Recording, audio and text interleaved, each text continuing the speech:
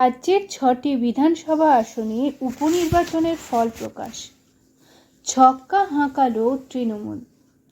কোচবিহারের সিতাই, আলিপুরদুয়ারের মাদারিহাট, উত্তর 24 পরগনার হাড়োয়া ও নৈহাটি, বাঁকুড়ার তালডাংরা এবং পশ্চিম মেদিনীপুর জেলার মেদিনীপুর সহ সব জায়গাতেই উড়ল সবুজ আবির।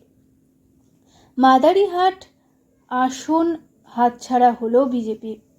লোকসভা ভোটের ফল। রাজ্যের উত্তর থেকে দক্ষিণ বিধানসভার উপনির্বাচনে বিজেপিকে উড়িয়ে ঘাসফুল ফোটালো তৃণমূল।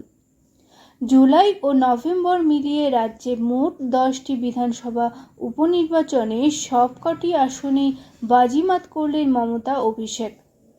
আরজিকর আন্দোলনের সুফল ঘরে তুলতে বেঁধেও দাগ কাটতে ব্যর্থ লাল ঝান্ডা। 6টি আসনেই জামানত বাজেয়াপ্ত হলো বাম ও কংগ্রেসের। সিতাই ও হাড়োয়ায় বিজেপির জামানত জব্দ। উপনির্বাচনের ফলে আমাদের কিছু এসে যায় না, দাবি বিরোধী দলনেতা শুভেন্দু অধিকারীর। তার কথায় মহারাষ্ট্রে হিন্দুত্বের জয়, তবে মমতার জয়ে লক্ষ্মীর ভাণ্ডারের অবশ্যই প্রভাব রয়েছে। উপনির্বাচনে ভোটই হয় না। নৈহাটি, মেদিনীপুর, তালডাংরা ও মাদারিহাট 26-এর নির্বাচনে আমরা জিতব। যেভাবে উপনির্বাচনে হেরেও ধূপগুড়িতে আমরা লোকসভায় 20,000 ভোটে এগিয়ে আছি। এই তৃণমূলকে উৎখাত করতে গেলে আমাদের আরও বেশি করে রাস্তায় নামতে হবে। রাজ্যে বিধানসভা উপনির্বাচনে 6 আসনে সবুজ ঝড়। নৈহাটি, সিতাই, হাড়োয়া, তালডাংরা, মেদিনীপুরে জয়ী তৃণমূল কংগ্রেস। এমনকি বিজেপির দখলে থাকা মাদারিহাট আসনও ছিনিয়ে নিয়েছে তৃণমূল। শক্ত ঘাঁটি হিসেবে পরিচিত মাদারিহাটেও পরাজিত বিজেপি। এ প্রসঙ্গে সুকান্ত মজুমদার বলেন, উপনির্বাচনে এসব ফল হতে পারে, তবে 2026-এ বাংলায় ক্ষমতায় আমরাই আসব।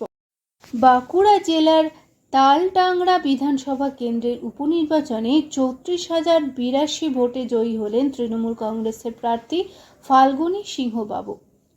তিনি পেয়েছেন 98,926 ভোট।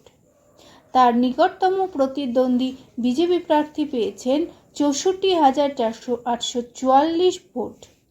জয়ের পর ফাল্গুনী সিংহবাবু বলেন, মমতা বন্দ্যোপাধ্যায়ের উপর মানুষের ভরসার জন্যই তৃণমূল কংগ্রেসের এই ফলাফল। অপরদিকে বিজেপি প্রার্থী অনন্যা রায় চক্রবর্তী জানান, বলার কিছু নেই, প্রচারে মানুষের বাড়ি বাড়ি পৌঁছানোর চেষ্টা করেছি, মানুষের সাড়াও মিলেছিল। যিনি জয়লাভ করেছেন তার জন্য রইল অনেক অভিনন্দন। মাদারিহাট জয়ে বিশেষ অভিনন্দন অভিষেকের। মাদারিহাট বিধানসভায় প্রথমবার জয়ের স্বাদ পেল তৃণমূল কংগ্রেস। উপনির্বাচনে 28,168 ভোটে জয়ী তৃণমূল কংগ্রেস প্রার্থী জয়প্রকাশ টোপ্পো। এর জন্য মাদারিহাটবাসীকে বিশেষ অভিনন্দন জানালেন অভিষেক বন্দ্যোপাধ্যায়। মেদিনীপুর উপনির্বাচনে জয়ী তৃণমূল। মেদিনীপুর বিধানসভা উপনির্বাচনে জয়ী তৃণমূল কংগ্রেস প্রার্থী সুজয় হাজরা। 33,996 ভোটে জয়ী তৃণমূল প্রার্থী। ঘাসফুল শিবিরের সুজয় হাজরা পেয়েছেন 1,15,104। তার নিকটতম প্রতিদ্বন্দ্বী বিজেপি প্রার্থী পেয়েছেন 81,108 ভোট। হাড়োয়া বিধানসভা উপনির্বাচনে জয়ী তৃণমূল। তৃণমূল প্রার্থী শেখ রবিউল ইসলাম 1,31,388 ভোটে হারালেন আইএসএফ এর প্রার্থী পিয়াউল ইসলামকে। ফলাফল সামনে আসতে দেখা যাচ্ছে, হাড়োয়া কেন্দ্রে বিজেপি ও কংগ্রেস দুই দলের প্রার্থী জামানত রক্ষা করতে পারেননি। রবিউল ইসলাম প্রয়াত তৃণমূল সাংসদ হাজী নুরুল ইসলামের পুত্র। নুরুল গত লোকসভা নির্বাচনে বসিরহাট কেন্দ্র থেকে বিজেপির রেখা পাত্রকে পরাজিত করেন।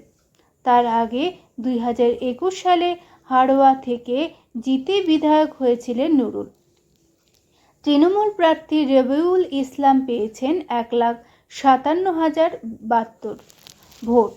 আর আইএসএফ প্রার্থী পিয়ারুল ইসলাম পেয়েছেন 25,684 ভোট। মাদারিহাট বিধানসভায় প্রথমবার জয়ের স্বাদ পেল তৃণমূল কংগ্রেস। উপনির্বাচনে 28,168 ভোটে জয়ী তৃণমূল কংগ্রেস প্রার্থী জয়প্রকাশ টোপ্পো তিনি পেয়েছেন 79,186টি ভোট। তার নিকটতম প্রতিদ্বন্দ্বী বিজেপি প্রার্থী রাহুল লোহার পেয়েছেন 51,018টি ভোট। কোচবিহারের সিতাই বিধানসভা উপনির্বাচনে বড় ব্যবধান জয় তৃণমূলের। 1,30,636 ভোটে জয়ী তৃণমূল প্রার্থী সঙ্গীতা রায় তিনি পেয়েছেন 1,65,984টি ভোট। তার নিকটতম বিজেপি প্রার্থী দীপক রায় পেয়েছেন 35,348 ভোট।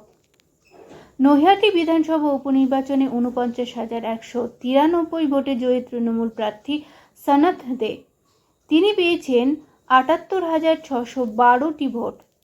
তার নিকটতম প্রতিদ্বন্দ্বী বিজেপি প্রার্থী রূপক মিত্র পেয়েছেন 29,419টি ভোট। মেদিনীপুর বিধানসভা উপনির্বাচনে এগিয়ে তৃণমূল, তবে ব্যবধান খুব একটা বেশি নয়। দ্বাদশ রাউন্ডের শেষে তৃণমূল প্রার্থী সুজয় হাজরা এগিয়ে 27,575 ভোটে। তৃণমূল প্রার্থী পেয়েছেন 87,093টি ভোট। বিজেপি প্রার্থীর প্রাপ্ত ভোট 59,518 আর সিপিআই প্রার্থী পেয়েছেন মাত্র 7,896টি ভোট।